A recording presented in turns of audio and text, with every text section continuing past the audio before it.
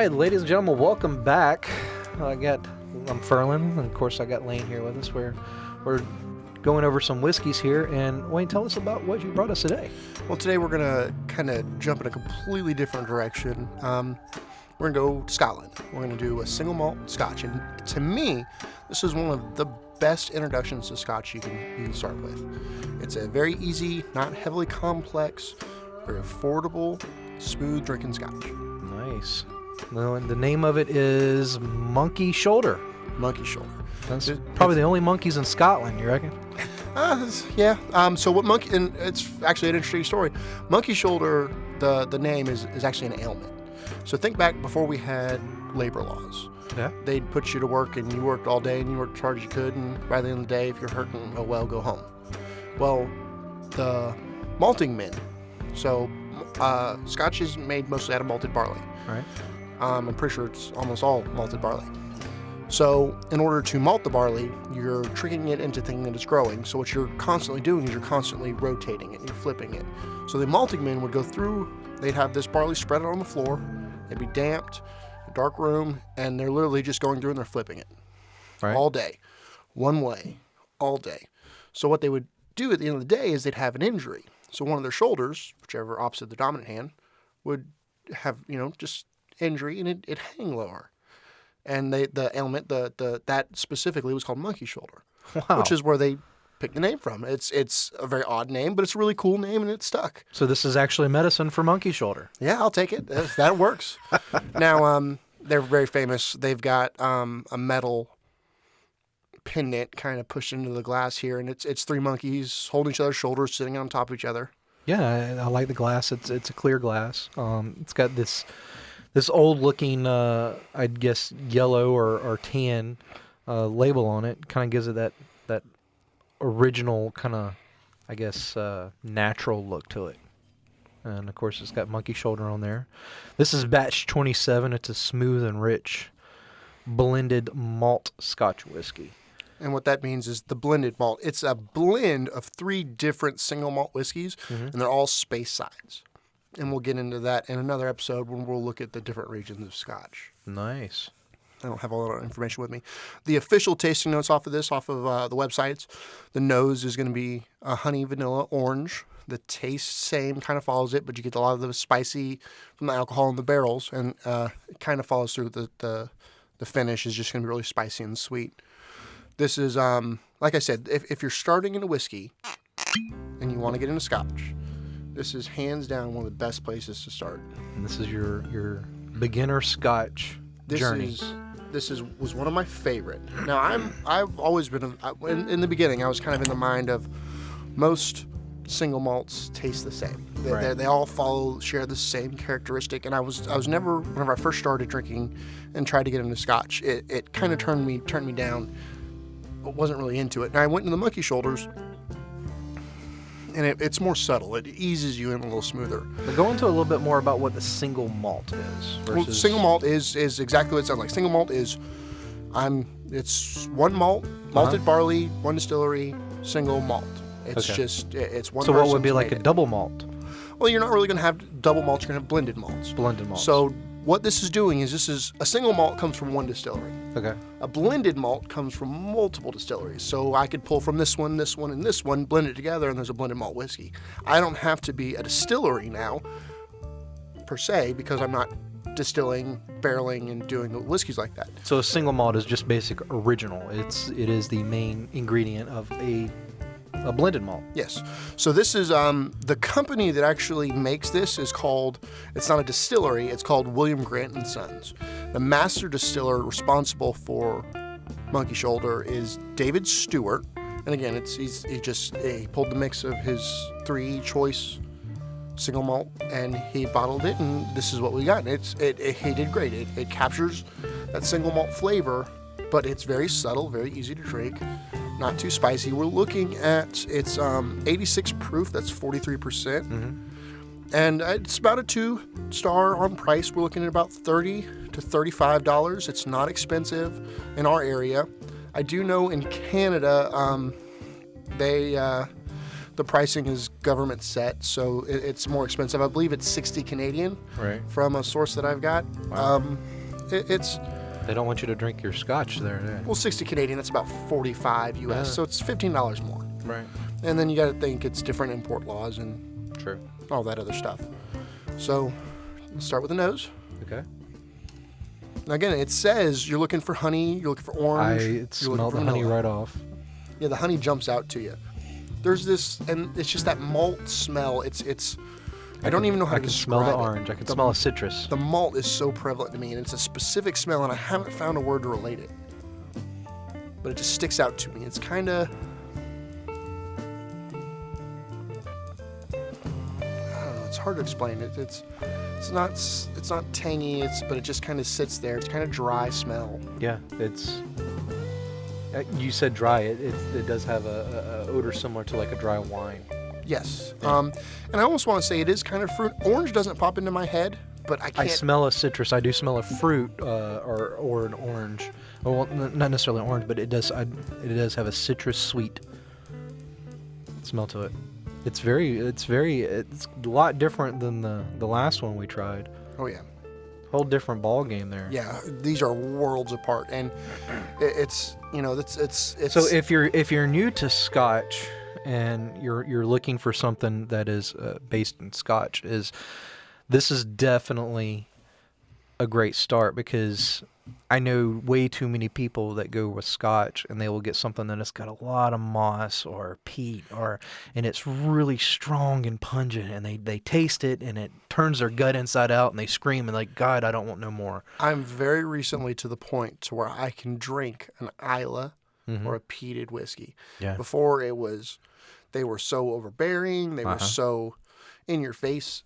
It was too much. It's too much complexity to really dig past the smoke. Yes. And I'm not a smoker. That's never been a flavor that's appealed to me.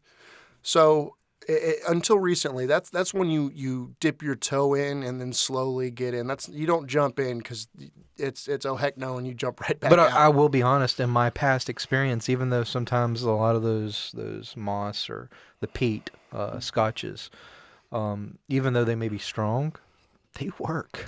Yeah, and They do its job. They mellow you out pretty well. I drinking an Isla peated Scotch is the same for the person who drinks black coffee. Yeah. It's if you can get past the bitterness and really appreciate what you're drinking, then that's the same idea you're going to share. Yes. When you're going into a peated whiskey. Definitely. So about this is, of course, Not a peated. It's not peated. It's a beautiful color. For those of you that are listening, it's kind of got like a beautiful golden, almost like apple juice look to it. Yeah, it's very, it's not super light. It's definitely got some color to it. Now I do know that Scotland can add color to their whiskey, and I did not find any information on this saying whether or not color was added or not. Right. Scotland and Canada, I know, can both add color, but like I said, I get that dry, malty smell for me. I get the honey right off the get. I don't get a whole lot of vanilla. I don't Which- get any wood either. No. And the reason you're not getting a whole lot of wood is because this is not made in new barrels. That new oak barrel gives you so much. These were made in previously used barrels. Oh. And I don't have the information on what they're used from, just like I don't have the information on the 3 space side malts that it came from. If I had that information, I could probably dig a little bit deeper, but I wasn't able to find it. I didn't research for very long. I probably could have done a better job. Right. But, the history is cool, but we're here to try it. Yeah, definitely. Cheers.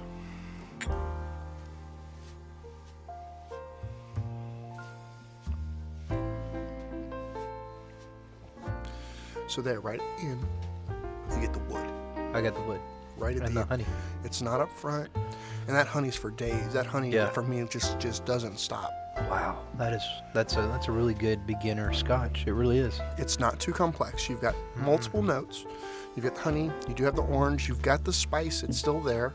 Oh, that after no, I feel honey the for orange and days. honey. It's like an orange. It's like a cough drop, but the sweet part of the cough drop, not the overpowering take your breath away I part. have heard people kind of describe it very at the end, just slightly menthol. I think that Menthol's used, in my the opinion, alcohol. it's used a lot to counteract the spicy. Mm-hmm. It's just a different type of spicy. Wow, that is amazing. You can definitely taste the honey orange. Yeah, it's and it's, I don't know. It's a good, smooth, easy drinking whiskey. And smooth is a term that I don't really like to use because for people who don't drink, nothing's smooth. Mm-hmm. I've done some experiments and had people who've never drank in their life smell some things that to me smell like pure butterscotch, Right. and they say, "Oh, it smells alcohol." And I'm Yeah. like, "You're crazy." And it's And, all it and takes folks, is if you're time. listening at home, I definitely encourage you just take a moment and just literally just pour a glass and taste what you're tasting before you try and mix it, especially with scotch. A lot of your whiskeys, even for me, it's rum that I love to enjoy by itself, neat. And you know, there's so much to be said with something that is neat. You can taste what the creator, the artist.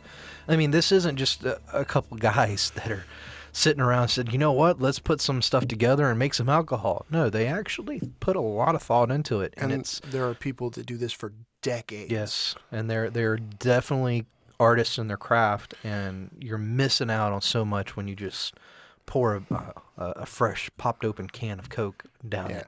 So, and the best thing to remember about drinking whiskey is if you like it, who cares what anyone else thinks? Mm-hmm.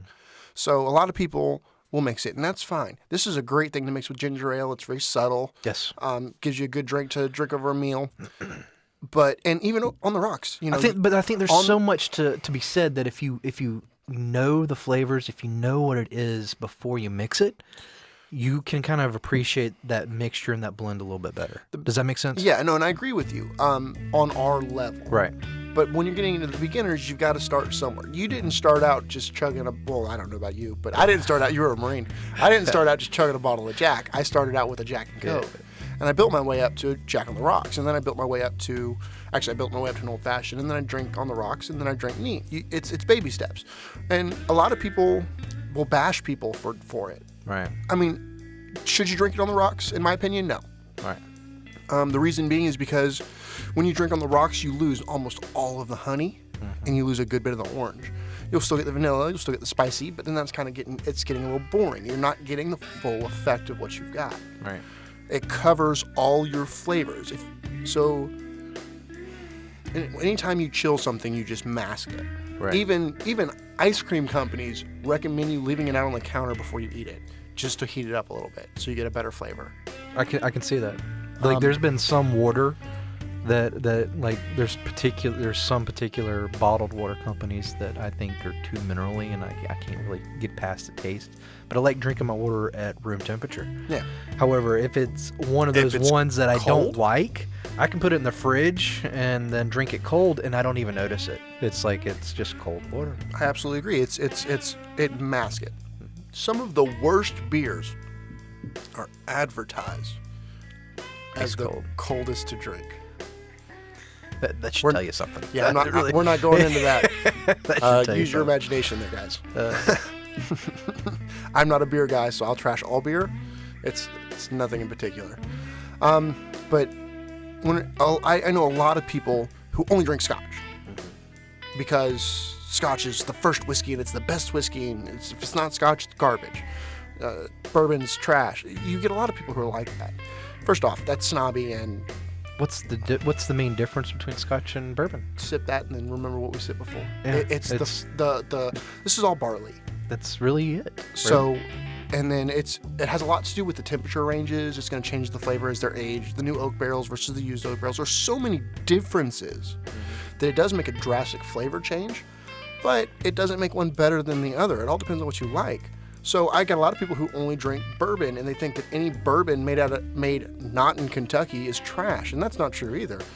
And they think that young bourbons are trash. You can't age bourbon as long in Texas as you can in Kentucky because of the heat in Texas. It ages so much faster.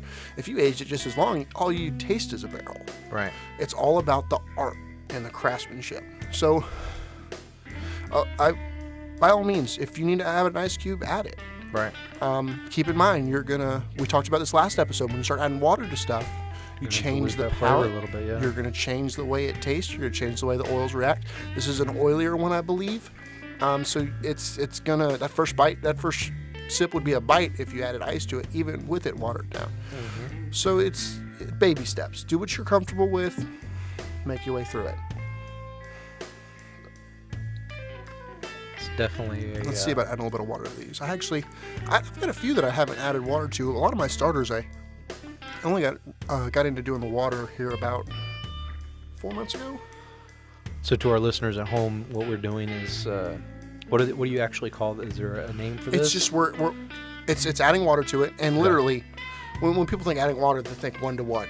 Right. We're adding a couple drops, and what this is going to do is it's going to raise all the oils to the top of your whiskey, and it's going to push all of the water-soluble stuff down to the bottom. Right.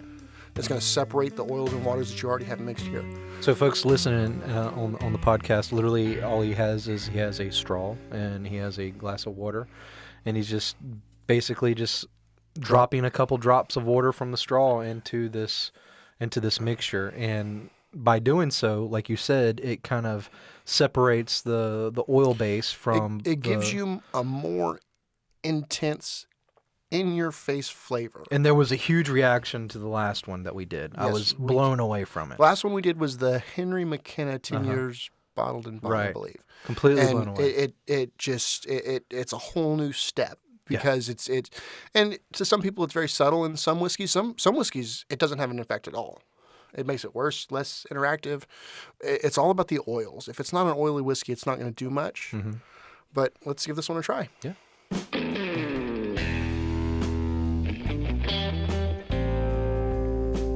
See, like this one didn't separate the oils very much, but I got so much more orange.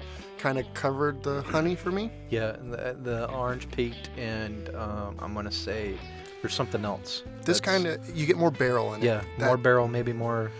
But not spice. I didn't get spicy that time. So this had kind of the opposite effect. It didn't bring as much flavor forward. I feel like this kind of muddled everything. So the honey wasn't so prominent. Well, that second sip, I taste the honey. Yeah. Maybe it's just in the mixture. Maybe it caused the honey to sink a little bit. Or rise, yeah. Now, again, another thing I like to do is I like to let it run out, let it kind of dry in the glass, and then take a whiff afterwards. Next day even, and it's just, you get all the sweetness is there really up front, but it's like smelling the cork a lot. Yeah, I've never been into smelling the cork. Everybody is like, oh, I love smelling the cork, and I'm like, all I smell is cork. That is not an appealing smell. I think the cork has just those aromas that you don't really smell when you stick your nose in the bottle. That's actually a big controversy in the whiskey community, is whether or not we should get away from corks. I'm disappointed if I don't have a cork, because I love that experience of that sound. It's just, I love it. So would you go to a screw top? A lot of people are wanting to go to screw tops because you won't appreciate the argument until you've lost a cork in a bottle.